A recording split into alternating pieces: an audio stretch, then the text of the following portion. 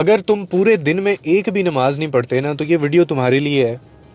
اور صرف یہ 3 سے 4 منٹ میرے ساتھ اگر تم نے گزار لیے، سن لی میری بات اور وہ پلے بھی پڑ گئی، تو میں دعوے کے ساتھ کہتا ہوں کہ نماز تو نہیں چھوٹے گی تمہاری.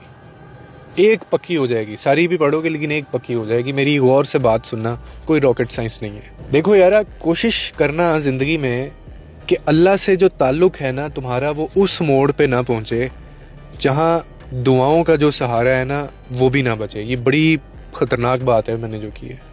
یعنی تم دور ہوتے ہوتے اتنا دور نہ چلے جانا اللہ تعالیٰ سے کہ وہ بھی تمہیں دور رکھنا شروع کر دے جو تمہاری حالت ہے. تم یقین کرو، دنیا میں سکون سے مہنگی کوئی چیز نہیں ہے، خدا گواہ ہے، خدا کی قسم.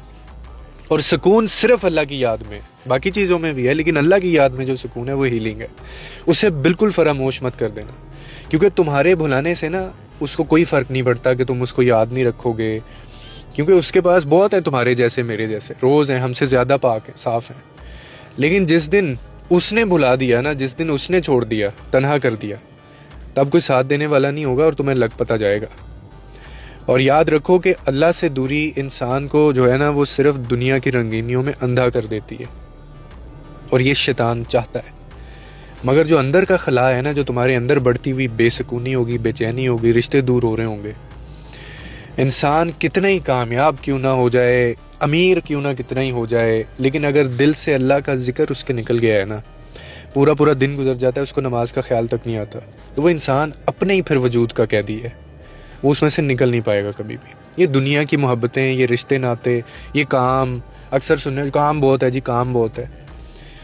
بھائی سب چیزیں چھوٹ جائیں گی، ساتھ چھوڑ دیتے ہیں لوگ، سہارا دینے والے جو ہیں وہ سہارا چھوڑ دیتے ہیں، ہاتھ تھک جاتے ہیں ان کے، مگر اللہ جو ہے نا وہ کبھی نہیں تھکتا، وہ کبھی نہیں چھوڑتا.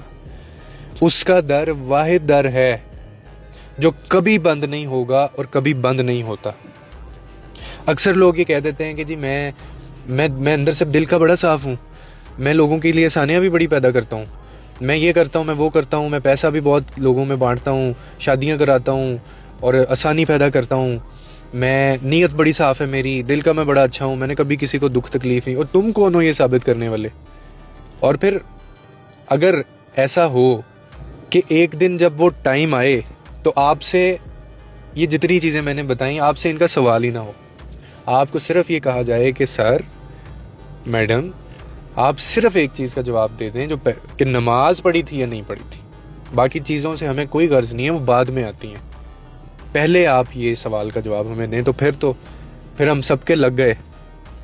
سمجھ گئے ہو کہ اگر کیا ہو، اگر سوال پہلے اس سوال سے ہی آگے نہ آپ کو جانے دیا جائے.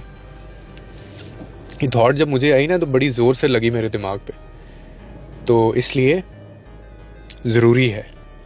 اور آخر میں وہی بات کروں گا کہ اللہ سے دوری جو ہے وہ اتنی نہ بنا لینا کہ دعاؤں کا سہارا بھی نہ لینا پڑے. میں نے لٹرلی کچھ لوگوں کو دیکھا ہے، وہ نعوذ باللہ اتنے مگن ہیں، اتنے پاگل ہیں پیسے کے پیچھے، شیطان نے اتنا ورگلا دیا ان کو کہ وہ دعا تک نہیں مانگتے.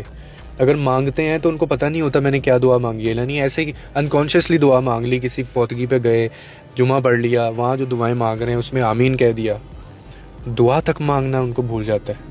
تو جب اتنی دوری آ جائے نا تو پھر یہ سائن ہے بہت بڑا، میں بتا رہا ہوں آپ کو. واپس لے لو، واپس آ جاؤ.